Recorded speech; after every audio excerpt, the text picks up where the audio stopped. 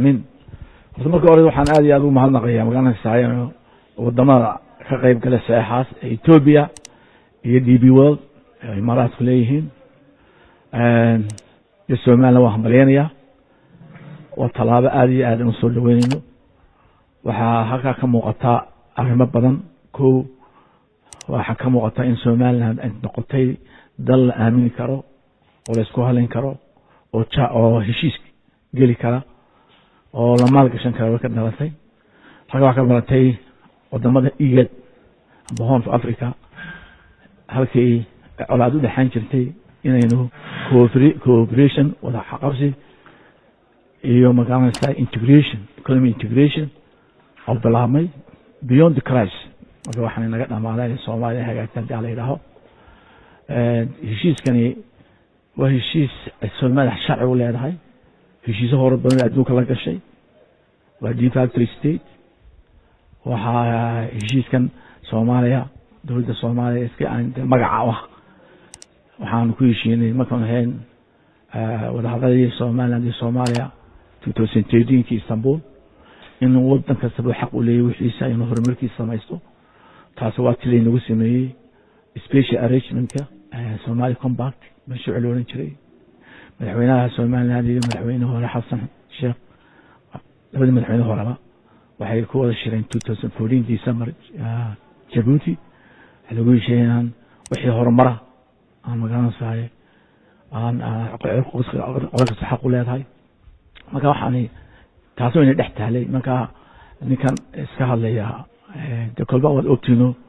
mid NGO yar haysan jiray oo kolba ka dhigan madaxweyne tamam laga soo qaado ninkan leeyahay khayr waxa weeye oo mid iska daa Soomaaliland Soomaaliya horta wax la yiraahdo oo federal government ma jirto waa magac la sameeyay oo lagu qabsado doonayaan shaqada lagu la dagaalamo khayraadka Soomaaliya lagu qaato hadduu naf leeyahay saddex gobol oo Jubaland la baxay ayuu Axmed Madow isku dubaritay oo xaq u lahayn hadduu xaq naf leeyahay dekada Boosaaso عبد الولي قاس سوى له حنا الدولة regional state أيوة سي independent أو استعمالها ما راح الصومال تراها أبا كوين كيرجع له كوين يقول سود ده عبد الولي وخبقة هنا كان هو والمستر كيس هو الموت ما راح وين كان الدلالس بالو شاعي أو الصومال قاس أم أويل كمبني هو هذا أرسل دقة تقريبا ما هو توي ماشى ما في أنت نعيشه دلال الإسلام تاس ما كانوا يقولون أغنى ما أنت الصومالية وحن دولة لو شيء أو حق عنك وهي أحمد مدوبي فرماجو يا أحمد يا الدول كاس ما فرماجو ولا معامل له سعيد ما يدورون حليه ولا يدور تيسو ما لا يدور سومال دور سواهي في الكون إحدى عن دورنا ولا ما قاعي ما قام الحين فرماج سامو إن شاء الله تعالى كول حريرنا إنه وحن لقبه دلالكن يدينه يسوق كوبنتاي waxaan inuu shaqo kooban tahay laakiin waxaan sheegaynaa inaan ka talin karin sayeen inta yar magaranaysaa Soomaali bantuugi wasiirka dekedaha ya kama badbar kama talin karan waa qalabkan sax ah inuu 60 kii dhacay inta la dalkeeda waxaan noqoniba oo ka hadlo waxaan kana u sheegaynaa shacabka Soomaaliland wasiir khaarijiyaha Djibouti waa aragteen halku istaagay marka hadaba ragii dadkii kala saar waayay gacalka iyo qaranka taasoo inoo marxalad ay Djibouti ay tahay marka abjaash waxa leeyahay baasha qaranka iyo siidinimadu meel noo galaanay qaranka ay ka muhiimsan muddo gudoomiye waxa hadda wasiirka arrimaha dibadda wuxuu taageeray dawladda federaalka fujintaas ay sheegtay in sharci darro tahay heshiiskaas waxaan leeyahay Somaliland iyo Soomaaliya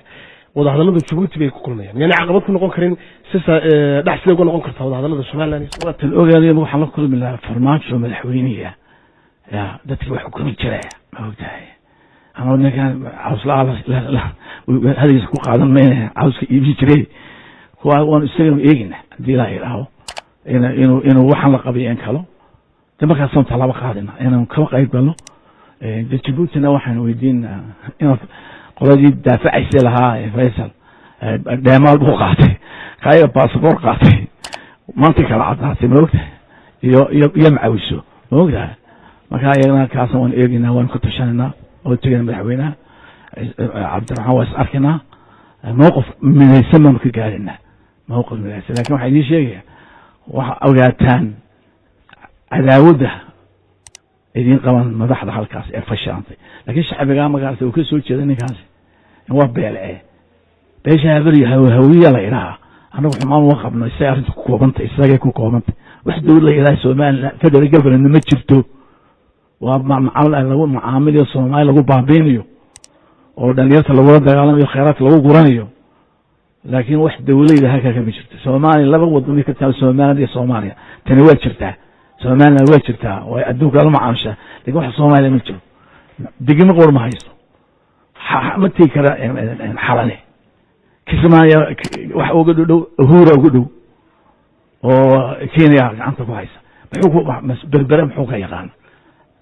waxa weeye waa nin iska laabkacay laakiin shacbigaana waxba u sheegay min hawiyaha la yidhaho shacbigii aan wanaag naga dhexeeyo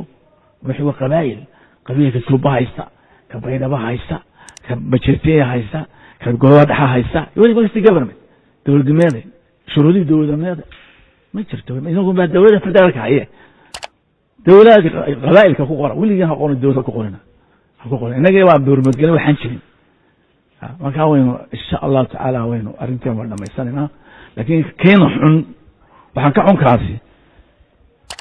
ka inaga inagu jira ilahay kala garayna gacalka iyo qaranka iyo magaranaysa sharafta iyo dowladnimo kala garayna martida jecel inuu marti noqdo baasaboor martiyo uu qaad martiyo uu macawisa martiyo kaa la hadla mudar gudoomiye marka laga tago isdifaacidda somaliland